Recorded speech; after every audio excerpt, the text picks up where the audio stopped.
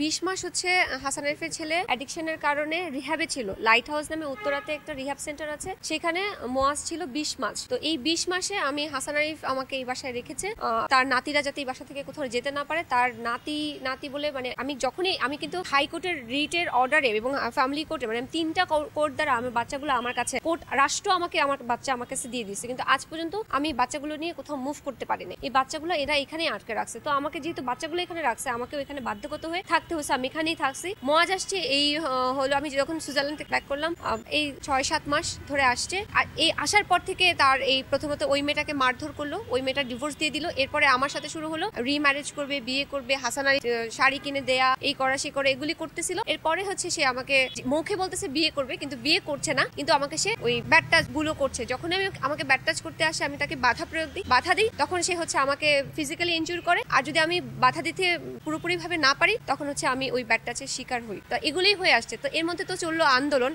আপনারা দেখেছেন আমি রাজপথেই ছিলাম, আন্দোলন করতেছি। এদিকে মোয়াজ মানে হাসান আরিফের ফ্যামিলির এই অবস্থা। আমাকে কি করলো আন্দোলনের সময়, আমি 12 নম্বরের বাসাতে আইসোলেটেড। তারা মনে করেছে আওয়ামী লীগ আমাকে মেরে ফেলবে, তো তারা কোনোভাবে আমার সাথে আর ওই আন্দোলন সময়কালীন সময়টাতে আমার সাথে যোগাযোগ রাখে নাই। তো 8ই আগস্ট হচ্ছে আমার জন্মদিন, সেই দিন হচ্ছে আমি এই বাসায় আসলাম এবং তার হচ্ছে শপথ গ্রহণের তারিখ ছিল। তো সেদিন সে শপথ গ্রহণ করলো। এরপর থেকে হচ্ছে আবার তার ক্ষমতাগুলো দেখানো হয়েছে। 8 তারিখে আমাকে হচ্ছে বলতেছে যে এবার তোমাকে ছিঁড়ে বিড়ে খাবো, এবার আমিও দেখবো তোমার পপুলারিটি বেশি না আমার পপুলারিটি। আমি তো বুঝতেছি না আমার কিসের পপুলারিটি। শত্রুতা সৃষ্টি হলো যে তারা চায় না আমি তাদের সম্পর্কে মানে তাদের যে মুখোশটা সেটা আমি খুলে ফেলি, কারণ সেটা এখন উপদেষ্টা, তার মুখোশটা যাতে আমি না খুলে ফেলি, কারণ তো সব এভিডেন্স সে নিয়ে গেছে। তারা যে কোনো ভাবে আমাকে আটকে রাখতে চায়। এই তথ্যগুলো আমার একতরফা না শুনে আমি যে তথ্যগুলো আপনাদেরকে দিচ্ছি, কাইন্ডলি তাদের কাছ থেকে জানেন যে এই মেয়েটা যা বলছে এটা সত্যতা কি। আমি অবশ্যই বিচার চাই। আমি এতদিন বলতে পারি না, স্বৈরাচার শাসক থাকাকালীন আমাকে কেউ সহযোগিতা করে নাই। আমি এই থানায় না হলো 100 বার আসছি, এই থানার মানুষ আমাকে সহযোগিতা করে না। আমি এখান থেকে লাভ দিতে নিছি, কেউ আমাকে সাহায্য করে। আমার বাচ্চাটাকে আটকে রাখছে। দেখবেন আমি বছরের পর কত মাস ধরে আমি